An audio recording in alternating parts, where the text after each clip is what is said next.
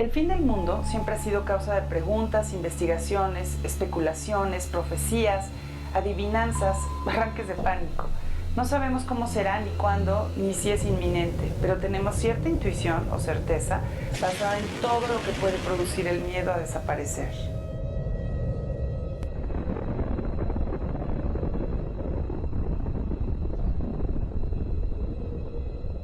¿Cómo responden los artistas a los golpes y amenazas medioambientales y ecológicas que la sociedad contemporánea ha acumulado? ¿Cuáles son las representaciones críticas de estos fenómenos? ¿Y todo esto es arte? Casa del Lago, llamada Maestro Juan José Arriola en homenaje al escritor que también fue su primer director, estimula y difunde la creación artística y la generación de conocimiento vinculados al medio ambiente, culturales, naturales y artificiales que condicionan la forma de vida de la sociedad. Sus programas privilegian la atención al público universitario y al que asiste al bosque de Chapultepec. Es un centro cultural experimental de alto perfil que promueve la reflexión y el diálogo entre las diversas manifestaciones artísticas y el medio ambiente. La idea de este espacio es, a través de exposiciones de diversos temas, generar conocimiento, propiciar experiencias significativas y estimular el goce estético relacionado en particular con la conciencia sobre el medio ambiente. Hoy diferentes espacios se utilizan para generar los nuevos vasos comunicantes y proyectar la idea de un museo. Me parece que eso es en lo que estamos aquí en esta hermosísima casa. Gracias, Julieta, por recibirnos y cuéntanos cómo funciona este museo y explícame, por favor, qué está pasando ahí. Mira, esta es una intervención que forma parte de una exposición que tenemos ahorita que se llama Gravedad, curada por Michel Blanc-Soubé, en donde hay 6 artistas. 2 de ellos son mexicanos, los otros 4 son, bueno, 3 son franceses y una austriaca. Y esta es la pieza que propuso Carlos A. Morales para participar en esa exposición. La intención de Carlos en hacer esto y la intención nuestra de presentarlo y en toda la casa es reflexionar sobre la comunicación a través de lo escrito, a través de la letra. Y si eso no existe, ¿qué tienes que hacer para comunicarte? Justamente de eso quiero partir para comentar contigo acerca de lo que es la comunicación en un museo y cómo tiene que funcionar y cómo se tiene que dar y cómo tú como directora del museo logras darle una vocación y darle un sentido a un vaso comunicante, que a fin de cuentas es este gran contenedor que es maravilloso, pero que si no tiene un lenguaje específico para hacer y para atraer a la gente, para hacer exposiciones, se vuelven espacios terriblemente vacíos y muertos. Trabajamos con arte contemporáneo. No quiere decir que solamente son instalaciones, porque sí se invita a pintores, se invita a videoastas, se invita a performanceros. Estamos en un lugar, en el bosque de Chapultepec, en donde sabemos que hay un público muy diverso. Es mucha gente que probablemente no entra a un museo porque no se dirige a un museo. Y al entrar aquí se topa con una serie de cosas que sí son como de museo, o son de museo. Y me parece que tenemos una gran responsabilidad. Es un espacio universitario que tiene la posibilidad de dar a un público muy amplio una serie de aspectos a reflexionar. Entonces, los artistas que Víctor Palacios elige para participar en las exposiciones siempre son artistas que tienen una investigación detrás y que tienen un compromiso con la comunidad. La idea de la exposición Gravedad es generar una crítica dentro de la institución contaminando la tipografía e invadiendo los espacios. La explotación forestal, la apropiación de las tierras para la agricultura industrializada, la acidificación de los océanos, las especies invasoras, las toxinas en el medio ambiente, nos recuerdan que el planeta está en crisis. La agricultura es considerada una de las bases más importantes de las civilizaciones. Comprende un conjunto de acciones humanas que transforman el medio ambiente y que tienen como fin obtener recursos y materias primas de origen vegetal. Se tiene conciencia de que sin cambios en la forma de vivir y de producir energía, no hay posibilidad de invertir las tendencias, de generar dinámicas de protección al medio ambiente y procesos resilientes o de cambio. La muestra exhibe representaciones críticas de estos fenómenos, actitudes y posturas provocadoras a través de instalaciones, obra gráfica y obra escultórica. Gravedad lleva su propuesta a la luz de distintas formas. contaminando el jardín y las herramientas de comunicación de la institución. La propuesta es realmente una propuesta de reflexión sobre el caos que estamos llevando en la Tierra y hacia dónde la vamos a llevar, quién sabe. Ya se está viendo desde hace muchos años los llamados de alerta para tratar de enderezar el destino de este planeta. La curaduría de esta exhibición corrió a cargo de Michel Blanc-Sube, que como él mismo se ha nombrado, es curador dependiente, ironizando sobre su estatus al salir del Museo Jumex y no pertenecer a ninguna institución. Uno de los atributos de Michel es su capacidad para generar juegos entre las obras que elige para sus exposiciones y las imágenes que habitan en las calles, creando así momentos de reflexión en el espacio expositivo. Especialmente Gravedad es una geografía en la que como curador establece un espacio de crítica. Es un reclamo al curador, al artista, al museo, a los sistemas de información. ¿A qué tengo que atribuir todo esto que no puedo leer? Vamos a atribuirlo al artista mismo, Okay. Que es Carlos Amorales. Carlos es un artista que sabe exactamente lo que hace, que dirige su carrera y su obra con una maestría muy excepcional para mi punto de vista. Es cuestionar el sistema de comunicación del arte contemporáneo hoy en día. Algo que me impacta es que casi todas las instituciones de arte contemporáneo se comunican de la misma forma hoy. Creo que es el formato del laptop o del celular de la gente que impone una imagen que supuestamente debe enganchar, un título, un pequeño texto y ya. Y todo está formatado de la misma forma. Entonces, ¿qué pasa cuando cuestionamos este sistema de comunicación sobre una exposición? Ahora, yo me encuentro esta imagen perturbadora de algo que no entiendo, pero luego entiendo menos lo que está pasando aquí. Creo que todo el mundo, claro. todo el mundo debería entender que estamos enfrente de la muerte. Es una obra de Jean-Marie Perdry, artista francés que produce desde 20 años, un poco más, en África. Me excita de ver reacciones de gente que dicen, ¿pero qué es eso? ¿Cuál es el propósito de una exposición que empieza con un cuerpo de un perro muerto a la entrada? Dice, pero recuerda de tu cultura, señor. Viene de un país donde se comían perros. En la época azteca, entonces, y en África siguen comiendo, pero lo compró en el mercado él. Y después lo hace con un fundidor africano, le llama bronce a carne perdida. Es decir, que insuflan el metal en fusión y es el metal que quema toda la carne adentro del hueso. Y el hueso da el molde, es el molde que da la forma al bronce. Cuéntame de esta maravilla, hecha en Ecatepec. Hecha en Ecatepec, es Made in Ecatepec esta pieza. Jean-Luc Moulin tuvo una exposición en México en 2002, pero fue la primera visita de Jean-Luc Moulin en la línea de producción de Jumex en Ecatepec.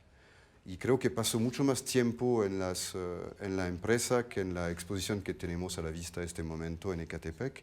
Y a este momento le dijo, me encantaría algún día trabajar con la lata botella de Jumex.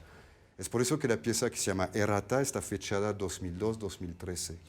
Porque la idea, la semilla ya apareció en 2002. Y en 2013 tuvimos oportunidad de producir la pieza. Entonces son 9 colores que son todos ligados con la producción industrial. Y aquí tenemos 2 piezas, una otra pieza de Jean-Marie Perdry. Yo creo que todo el mundo lo conoce, una cabeza de caballo. Pero es un disfraz, porque la piel que utiliza para hacer estas cabezas es piel de cabra. Well, I saw her yesterday. It is you that you're thinking of, and she told me what day. She says she loves you. Yeah. She loves you. Yeah. Bueno, sé que se le llama todo esto gravedad, estaba viendo los zapatos, se me hace muy raro y surrealista, ¿no? Me gusta ver cosas como estas, pero ¿cuál es el motivo, la razón? No sé por qué. Si me intentan decir que es gravedad, que va hacia abajo, pues sí es gravedad. Y si seguimos por aquí y salimos de esta parte, encontramos otro espacio más. Esta pieza me gusta muchísimo, tiene una enorme referencia a México, a nuestra cultura. Total, es como la agonía de Quetzalcóatl. Fernando Palma Rodríguez se dedica completamente a un rescate de la cultura náhuatl. La pieza de neón que vimos en la sala anterior es también de él. Es el topónimo náhuatl con las dos hojas, el pajalito, la mano, el tabique y quiere decir nuestra tierra. Lo que más me gustó fue la serpiente que tienen, que hicieron con hojas de nopal y con elote. Eso fue lo que más me llamó la atención. Y esta es una de las primeras piezas de Bic de Moulin, cuando él todavía no consiguió tinta en carafón. Lo hacía vaciando los bolígrafos. Esta es una primera. Porque en Francia intentó de conseguir tinta Bic en carafón y la empresa en Francia lo rechazó, pero lo consiguió en México. Esas son las cosas que pasan en México. Sí, que pero luego... intentamos de conseguir más y a este momento decían que no. Creo que una autoridad de la empresa le decían, ¿qué hicieron? ¿Por qué entregaron? Porque se enteraron de la obra de Moulin hecha con tinta Bic. O sea que finalmente el arte contemporáneo también te obliga a involucrarte, a interesarte, y ese es el gran premio de la relación con el arte A contemporáneo. mí me gusta el arte que juegan con límites. Y finalmente salimos a esta pieza que parece una gran coreografía de algo, de cuerpos en movimiento, con una espacialidad como libre, como hasta poética, diría yo, en esta robótica. Es una de las piezas más depurada y más minimal que conozco de Malachi Farrell.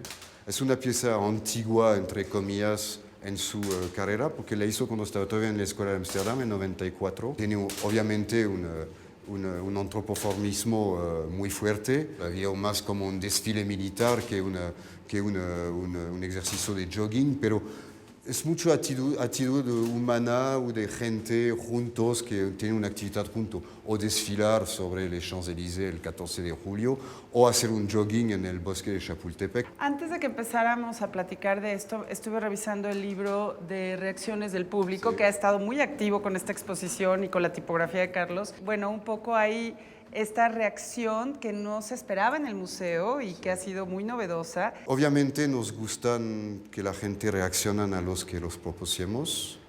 A mí me parece lo peor, una exposición que no genera ningún comentario, ninguna reacción. Me parece muy interesante las reacciones de gente que dicen que no se entiende nada, cuál es el propósito de una exposición que empieza con un perro muerto, no se entiende nada. Porque al final me parece que las piezas son demasiado explícitas. Puede ser que no es particular o únicamente en México, pero la gente, si no hay una autoridad, una voz... En realidad yo creo que es un conflicto de la sociedad contemporánea que estamos acostumbrados ya a que nos conduzcan, a que nos dirijan. Entonces creo que se necesitan más de este tipo de exposiciones donde la gente tiene que involucrarse. ¿O será también una actitud en frente del arte contemporáneo, que no entendemos nada del arte de hoy en día?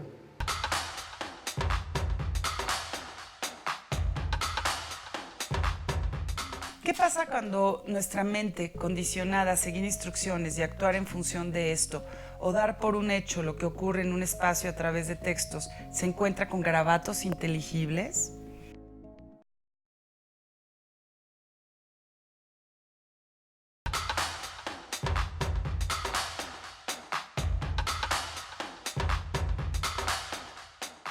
Después de recorrer esta exposición, esta serie de exposiciones, empiezo a sentir que claro que hay una relación entre el lenguaje de Carlos Amorales y lo que está ocurriendo en el arte contemporáneo. Pareciera que hay una disociación entre el lenguaje y la tipografía que estamos viendo, pero también nos pasa con el arte contemporáneo. ¿Es posible esto o me estoy imaginando cosas? No, yo creo que es interesante lo que dices. El arte contemporáneo sería quizá el oficio del lenguaje en un sentido muy particular, porque ya no son los lenguajes que vienen del canon, de los cánones de la historia del arte, sino incluso la posibilidad de generar vocabularios propios, muy singulares, porque lo que produce es una desnaturalización, es decir, te saca de tu suposición de que lo que estás viendo es lo que es y de que tú eres quien eres.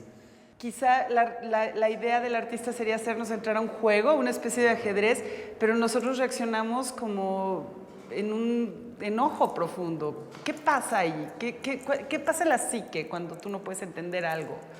Te pone en cuestión tu relación con lo que estás viendo, pone en cuestión cómo tu experiencia está siendo construida con respecto a tu forma usual de pensarte en tu relación con los demás y con la exposición misma, con el sistema del arte, con el arte contemporáneo, y al final te coloca ante el muro de una inmensa perplejidad. La pregunta es, ¿por qué te enojas? ¿Qué te enoja del no entender? ¿Por qué reaccionas así? Creo que comenzar a respondernos cada uno esa pregunta, no solo bajo la forma del enojo, sino de la sorpresa, porque sí, en cada punto, es decir, estás acostumbrado a que diga salida de emergencia claramente o que diga alto, no pase. Estamos muy acostumbrados a recibir órdenes, a ser conducidos. Entonces, cuando no tienes esa conducción, no tienes el nombre del artista, no tienes la cédula que la puedes entender, entras en este conflicto. Y me parece que esta provocación es muy necesaria hoy para activar ciertas partes del cerebro y ciertas teorías de la percepción en el espectador, ¿no? Sí, es como si el artista sigilosamente nos hubiera puesto patines a todos y comenzamos a deslizarnos, a resbalar. Y claro, nos puede producir toda clase de sensaciones. Hay miedo, hay desconcierto. Creo que cada quien lo vive de manera distinta. Pero todas las formas, incluso el disfrute, ¿por qué disfruto de esta perplejidad? Si fuese el caso, también es interesante interrogarla. ¿Por qué se ve poco eso? ¿Por qué se ve más la reacción de miedo, de frustración? ¿Y qué elementos necesito yo para entrar a ese juego? Pues tener un margen de movilidad mayor respecto a las convenciones que son muy predominantes en nuestra sociedad. ¿Educación? También, pero no es solo conocimiento, es capacidad de tomar distancia de nosotros mismos, más allá del conocimiento, de los grados académicos, en fin, que uno tenga. Es decir, uno puede ser muy culto y tener nula capacidad de autocrítica. Y es que el arte siempre habla de límites. A fin de cuentas pueden ser muy amplios, como está pasando en esta exposición, o pueden ser más limitados, como sería el arte tradicional. Pero en el fondo, por más que los estires, los abras o legitimes una serie de lenguajes, finalmente estás hablando de límites. Sí, y el oficio del artista en ese sentido, retomando lo que decíamos antes, es el oficio de poner a prueba los límites, de hacerlos visibles, de jugar con ellos, de replantearlos. Acabo de descubrir algo a tu lado que es, ya no solo es el proceso y el juego que establece el arte, sino lo increíble del arte contemporáneo es todo lo que logra con nosotros. Exacto. Si entramos a ese proceso, descubrimos cosas increíbles de nosotros, de la historia, de la sociedad y de lo que está pasando en los espacios alternativos al arte, ¿no? Al poner a prueba esos límites, te permite expandirte y crecer también a ti. De eso se trata, finalmente. Está siendo un juego mucho más interesante que quizás solamente el papel inactivo tradicional de la audiencia delante de los museos. Pues mire, traté de entender esto que no le entiendo. Le pregunté a las personas que estaban aquí qué quería decir toda esa serie de código que tiene ahí, ¿no? Me gustaría sí saber qué significan esos signos. Eso es importante que sepamos qué dicen. Una de las piezas, que no es pieza en su concepción tradicional, pero sí es arte en cuanto al contexto y a la forma en la que interviene el espacio, es la tipografía que Carlos A. Morales propuso como un alfabeto para la Casa del Lago. La intención es que pensemos en lo que significa la comunicación escrita y al no poder leer los textos busquemos otra forma de comunicarnos. Y aquí está el responsable de ese trabajo, tomada de pelo. ¿Cómo lo debemos tomar? Trabajo sí. Artístico. Sí, es una broma en serio. Es una broma en serio. Una broma no puede ser más que en serio, si no, no funciona. Cuéntanos de este proyecto y cuéntanos de tu trabajo y cómo te has sentido en este espacio que recibe gente de todo tipo, no necesariamente eruditos o gente especializada. Pues bueno, es un trabajo que llevo ya un rato haciendo, ¿no? Todo esto de las tipografías. Empecé más o menos en el 2000. Obviamente hice cuadros, hice, no sé, escritos, hice publicaciones. Siempre hubo esa fantasía de qué pasaría si esas tipografías las metieras en una institución. Y cuando salió la invitación a Casa del Lago, pues se volvió un lugar muy, muy interesante, justamente por el tipo de gente que viene aquí, que es como gente de todas partes, ¿no? Y lo interesante es que hay gente que pues sí notas que está leyendo y luego ves gente que pasa y ni lee o lee y sigue actuando normal, o hay gente que intenta leer y ves como que choca con algo. Y hay pues una provocación en el, quiero decir, la gente no lee ya. La gente da por un hecho ciertos letreros, ciertas informaciones, ciertos códigos que tienen que ver más con una imagen que te impone un ejercicio. Y tú como que sigues. ¿Cuánta gente llega a una exposición y lee lo que está pasando dentro de la exposición? Yo creo que es diferente lo que ocurre adentro de la exposición que lo que ocurre, digamos, afuera de la exposición. Una cosa es, digamos, los textos de sala, las explicaciones de la obra, que yo creo que mucha gente sí lee, o sea, nos hemos acostumbrado a ver arte y buscar inmediatamente una especie de explicación o... Sentí que la manera en que exponías la tipografía era muy similar a la manera en que se expone el arte contemporáneo. Yo llego a un letrero, una cédula tuya y no entiendo, pero también me pasa eso cuando llego a una exposición. Llego a una exposición y tampoco estoy entendiendo lo que estoy viendo. Para mí era un poco la idea de liberar la obra de arte del texto, ¿no? y experimentar nuevamente qué pasaría si no tenemos una explicación. No necesariamente es fácil entender todo, ni todo es tan digerible. Digo, lo mismo ocurre con libros, con cine, pues con todas las artes. No todo lo entendemos a la primera. Y yo creo que es importante saber eso, o sea, entender eso, que también las cosas toman tiempo. Nos da más responsabilidad como público. Pero en un libro o en una película estás hablando el mismo lenguaje. Aquí hay un cambio radical del lenguaje. O sea, yo, por más que trate, no puedo entender lo que dice esta tipografía. Es porque lo pienso desde la idea de las artes visuales, ¿no? Y en las artes visuales, pues, también hay un lenguaje, o sea, que no necesariamente es textual. O sea, ocurren cosas en los signos, en los símbolos, que, digamos, sabemos leer, ¿no? O podemos leer, o no leer. Además, también siento que el arte no necesariamente tiene que ser comprendido cabalmente. De manera textual. ¿No? Ajá, o sea, literalmente, ¿no? O sea, el arte no dice necesariamente, ¿no? El arte también es una cosa en sí. Pues puede expresar, puede... ¿Quieres ver lo que expresan sobre ti? Sí, sí. ¿Te interesa? No, ya lo has leído, ¿no? Claro. A mí me Esa es la parte que más parece... me gusta. Sí, creo que la reacción del público finalmente genera una relación y un diálogo que va más allá de la mera exposición y de tu experiencia haciendo esta tipografía. Estás contando con la participación activa del espectador. Pues es que es una pieza que es para el público, o sea, realmente, ¿no? La otra parte de la pieza es la gente que se confronta a la pieza, ¿no? Es genial porque dice, hola, me late la tipografía, sin embargo es complicado entender sin un abecedario o guía. ¿Por qué no lo siguiente fue poner un abecedario para poder... De hecho, fue lo primero. Descifrar, ok. Lo publiqué en el periódico, en el Excelsior, salió un manifiesto sobre por qué se iba a hacer esta intervención. El problema es que pues, no todo el mundo lee el periódico, cada vez menos. ¿Qué haces tú con la frustración de la gente? ¿Cómo la tomas? La gente de la institución está preocupada, pero para ti, ¿qué significa esta...? Pues intento entender de dónde viene la crítica, ¿no? Pues creo que lo más importante es intentar comprender. O sea, por ejemplo, dice malditos posmodernos. ya por lo menos te clasificaron. Ya ¿Qué opinas de que eres posmoderno. posmoderno? Pues creo que no me queda de otra. Te tocó vivir en esta, ¿no? Sí. Supongo que aquí estoy viendo que dice sala, sí. Pero bueno, es porque mi mente está haciendo un ejercicio de asociación. Pues es que todo. Pero ya ahí estoy participando con la pieza, ya puedo considerar que soy parte de la pieza. Claro. Aquí, por ejemplo, ¿tú puedes leerme esto? No, la verdad. Ya lo sabía. Una rosa. Si pensaras, por ejemplo, que Casa del Lago es como el más reconocible, entonces, por ejemplo, tiene 2 As. Entonces, si ves que se repite una A, pues, ok, esa es la A. Ahorita que vi también los botes de basura orgánica e inorgánica, pues está con todo, con esta tipografía. Entonces, ahorita mi intención es descifrar el código, qué es lo que dice cada uno de los instructivos que aquí están. ¿De dónde salió esta tipografía? ¿Cómo En realidad son recortes que hice en papel, o sea, que pues es una técnica muy simple, o sea, y sentí que era importante hacer algo así, o sea, como no hacer una tipografía compleja y adornada, sino algo como un gesto muy, muy simple, que después ya digitalicé y ya los ordené, digamos, como si fuera un abecedario, ¿no?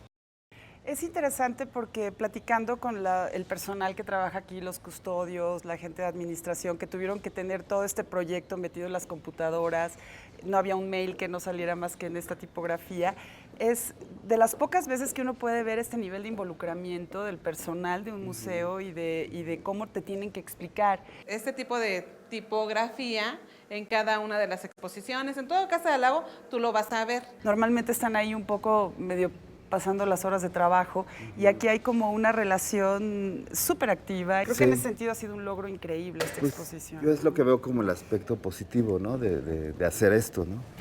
Y ahí lo que sí he visto es pues, que gente de aquí empieza a hablar con el público empieza a preguntar. O sea, me pareció muy interesante eso, ¿no? Sobre todo viéndolo los domingos, pues que venía gente y preguntaba directamente, ¿no? Mucha gente se enoja porque no le entiende y nos dicen, oye, tradúcenlo o algo así. Pero hay muchas reacciones del público y eso quiere el artista. Y pues nos dice la señorita que se llama gravedad, pero pues yo la verdad no veo qué tiene que ver con la gravedad. Si no lo entiendo, pues tengo que buscar cómo entenderlo, ¿no? Pues que pusiera una traducción en español para poderle entender. Vuelve a quedar un poquito esa barrera entre el que quiere comunicar algo para que el otro sienta algo, ¿no? Yo creo que es algún lenguaje de nuestros antepasados indígenas. No presuponer que el público debe saber todo, ¿no? El público se guía más visceralmente. Me llena un poquito así de misterio saber qué es lo que significan los signos que están aquí. Me encantó eso, es una gran idea y yo creo que a muchos nos llama la atención esto. Pero este abecedario lo puedes descargar en la página de Casa del Lago, www.casadelago.com. Lo que me queda claro después de una visita en un día cualquiera a la Casa del Lago son 3 cosas. Primera, la importancia de la reutilización de espacios para generar cultura. No es necesario crear nuevos museos que ostenten arquitecturas caprichosas. Un espacio para la cultura puede ser cualquiera siempre y cuando se entienda la importancia del mensaje a emitir. Segunda, los directores de museos, curadores, artistas, museógrafos, críticos e historiadores son fundamentales para dar sentido a un espacio. Depende de ellos la manera en la que llegue al público la información. Establecer un juego con el lenguaje, como lo planteó el artista Carlos A. Morales, y en el que involucra el sistema de información, generando una experiencia, es equiparable a lo que plantea cada día el arte contemporáneo. Colocarnos en una postura de incomprensión que abre nuevas puertas para nuevos lenguajes.